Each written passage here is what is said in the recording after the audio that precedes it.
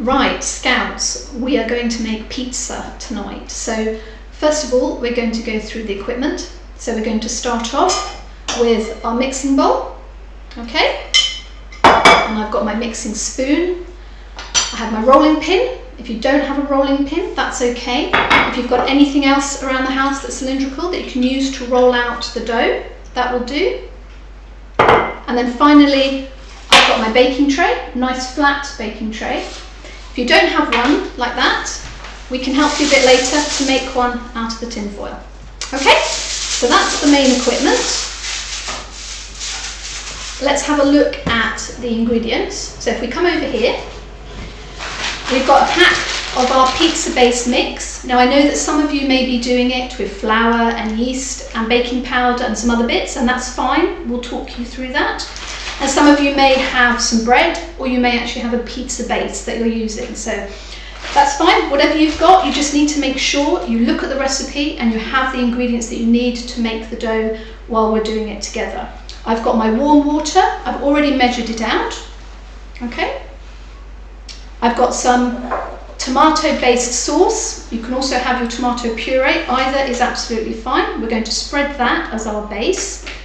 And then on top of that, I've got some little bits, so I've got some peppers, I've got some red onion and garlic, I've got some tomatoes that I'm going to chop up, and some ham, and I've got some cheddar cheese, which when I grate it, it's going to stick everything together. But I've also got a bit of mozzarella, because Matthew likes mozzarella grated on his pizzas, and I've got some sweet corn. Okay, so I'm going to go and wash my hands, and then we can go make some dough. Right, so this is the time that you need to put the oven on, so it's warm for your pizza base. So you want to have it at 220 degrees or 200 if you're using a fan assisted, or that's gas mark 8. It's going to be pretty much the same for any recipe, and if you're using bread, you're just going to have a shorter cooking time. So you're going to do exactly the same that we do now with all of the toppings and our pizza base. You're just going to have a cooking time of probably 3 to 5 minutes instead of 15 minutes or so.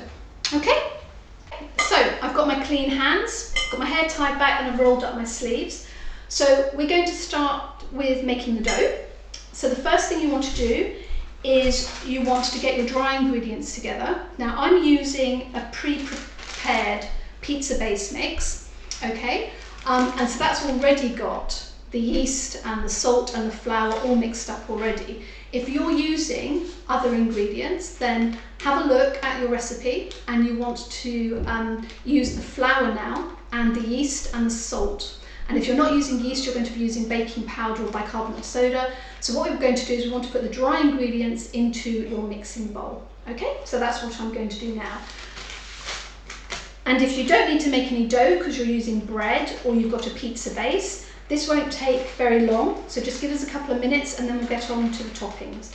So what I'm going to do is I'm going to tip in the majority of that mix, but I'm going to leave a little bit left over, okay, because then we can use that to roll out the dough a bit later, and a little bit more. So you probably want about a tablespoon or so left. So I'm going to leave that packet to that side. Okay, so I've got my dry pizza base mix in here, or you've got your flour, your yeast, or your salt, and you want to make a little well in the middle of your mixture, and to that you want to add your warm water. Okay, so I've got 100 mils of warm water here, but I'm not going to add it all right at the beginning. What I'm going to do is I'm going to add about half, and then we're going to start mixing and just add it as we go along. Okay, we don't want the dough too wet, we want to make it nice and soft. So I'm going to put half in and start mixing, and you'll start to see bigger clumps beginning to form. And add a little bit more. Okay, and bring it round. Keep pushing it into the middle. There we go. So I've still got some water left, because what I don't want is I don't want it to be too wet, but I also don't want it to be too dry. Okay. If it's too wet, we can add a little bit of the mixture, and if it's too dry, we just add a little bit more water. So this one's nearly done now. Okay, and in a minute it's going to be time to use our hands. Okay, we can see now the majority of the dry ingredients, your flour, your yeast, your salt, or your mixture, whichever one you're using, should now be forming a soft dough. Okay, and I'm actually going to put my hands in there because then we can mix it a little bit better and get it into a ball. Okay, so I'm going to do that. So you want to scoop it up off the edges and fasten it down. There we go. I'm going to try and get a nice soft ball of dough. This is a little bit sticky, so I'm just going to make sure I've got all the dry ingredients mixed up. So you can roll it around the side of the bowl if that helps. Now you shouldn't have lots of dry bits at the bottom, okay? It should be pretty much clean. Might feel a little bit wet, but when we roll it out with the other bit of flour or the mix, that's when it's all going to come together, okay?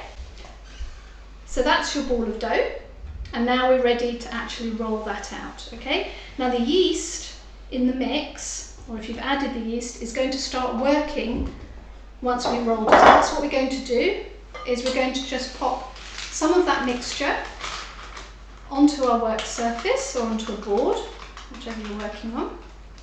Okay, there we go. And actually I'm going to roll my rolling pin in that as well. So that's ready. Okay, I'm going to take my ball of dough, and actually what we're going to do first is actually knead it. So you want to just push it down and kind of like fold it in half to knead it. Push your fingers in on the sides. And you'll feel it where it gets a little bit sticky and it's sticking to your fingers, just roll it into the mixture or the flour. I'm going to do this just for maybe 1 more minute, and then we're actually going to roll it up. So I can feel it getting a little bit sticky again. There we go. So you really want to try and push it around as much as you can, because that's what's going to make it rise really well in the oven, but also while we're doing the toppings, we'll leave it as well to rise. Okay, I think that should be enough. So we're going to pop it in a little ball, and we're going to roll it with our rolling pin or our other cylindrical object. Okay, so what you want to try and do is roll in the same direction all the time. So once you've done one direction, turn the dough around. So I'm doing it forward. Now it's getting a little bit sticky there, so I'm just going to pick up a bit more of my flour or my mixture and make sure it's on there. I'm going to turn it over actually as well, because then it won't stick to the bottom. Roll again.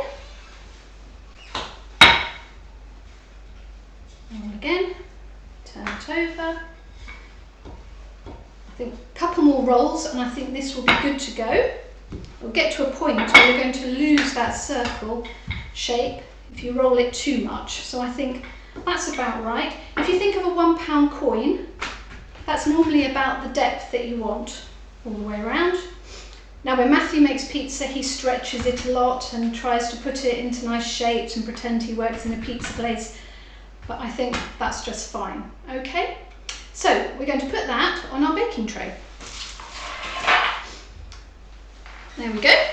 All right, and we're going to leave that while we're doing the toppings and let that prove a little bit, let the yeast work, and so it will rise when it goes into the oven. If you don't have a baking tray, you might remember, if you've been to camp, you can take some foil, and if you think of how big your pizza is, if you do maybe at least double, if not 3 times that, then what you want to do is you want to fold it just into 3 so your pizza fits on it like this, and then that gives you a tray to be able to put your pizza on, and then that can go into the oven like that. Okay, so we're going to leave the pizza to one side, and now it's time to have a look at the toppings that we're going to put on top. So now we're going to start looking at the toppings for our pizza. So let's make some space. I'm going to just move my bowl and my rolling pin out the way, and I'm just going to grab a tissue and just move some of this excess mix and flour to one side. And I've just brushed my hands as well, so they're nice and they've not got dough on them. Okay, so what we can start with is we can start with grating some cheese. Okay, so I've just got some cheddar here, so I'm just going to do a little bit of cheddar, and I'm going to go straight onto this plate, because what I thought would be useful is to use this plate to put all my toppings on once I've cut them up and prepared them. Okay, so we've got some grated cheddar cheese, and this is what's going to stick your other toppings to your tomato base. So you don't want just a little bit of cheese, you want quite a bit. All right? Okay, now what have I got here? So I'm going to put that just to one side there while I get my other toppings ready. So I've got some red pepper, and I've got some yellow pepper and a little bit of red onion. So I'm just going to chop a bit of that up. And this is your pizza, so you can decide how big you want your pieces of pepper or what you actually want on there. I want some garlic on mine. You might not like garlic. So I've got some red pepper there that I'm going to put on my plate. And I had some yellow pepper spare as well. So we'll chop that up. Okay. And I've got some red onion, and I love red onion. I put it in lots of different things. So I'm just going to chop that up.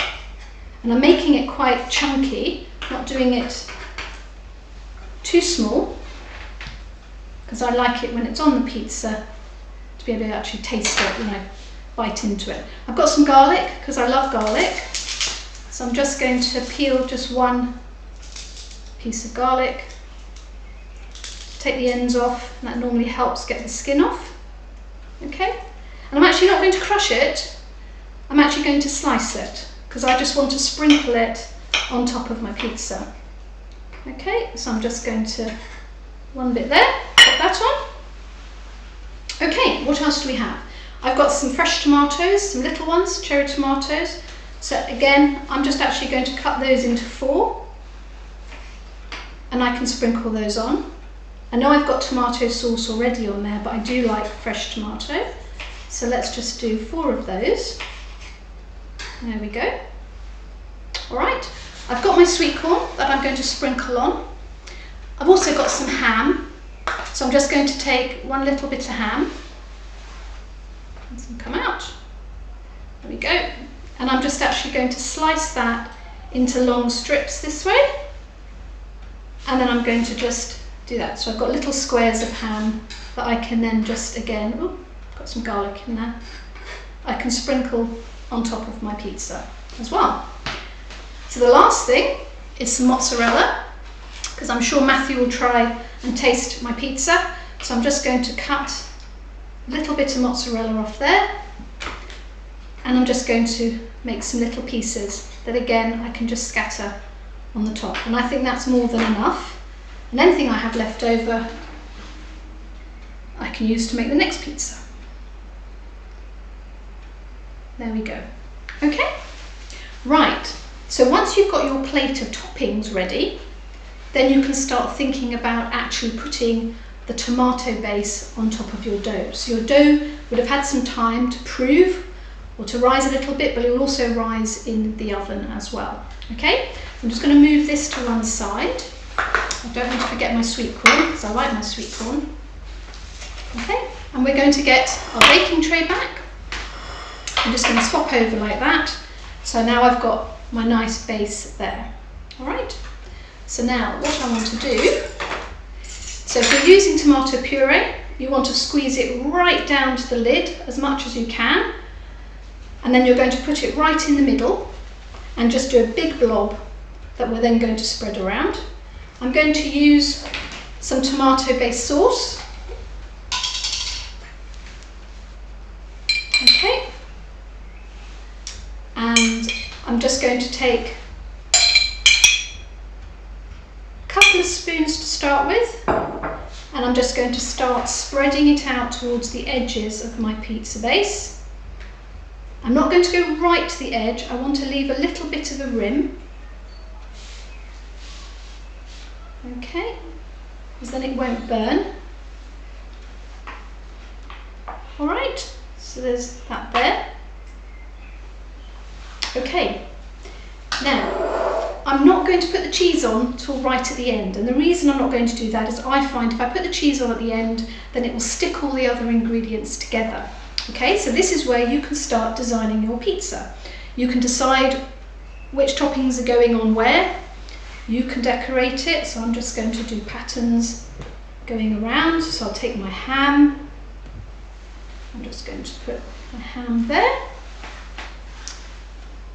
Got my different coloured peppers, which I'm just going to dot around. My yellow and red peppers. My red onion. And break it up a little bit smaller into pieces. There we go.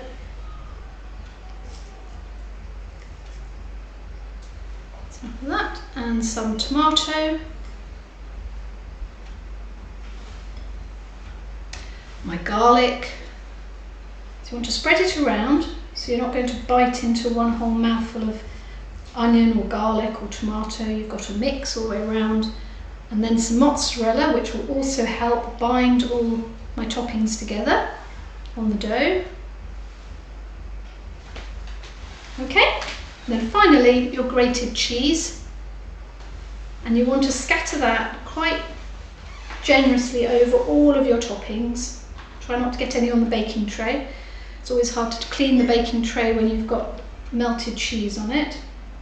So we're pretty much covering up your other ingredients with the cheese, and when it melts we know that it will all stick it together. Okay, right, so you've got all your toppings on. You've got your tomato base first, then your toppings, and then you've got your grated cheese. Okay, and that can go into the oven. Now mine needs to go into the oven for 15 to 20 minutes, but check your recipe if you're not using the same mix, and I'll see you when it's ready.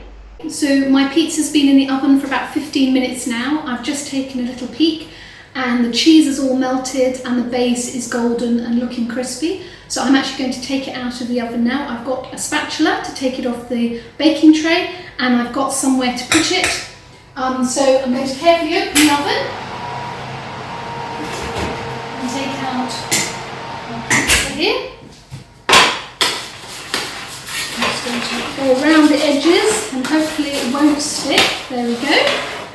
And pop it on there like that, so you can see all the cheese has melted and it's ready to eat.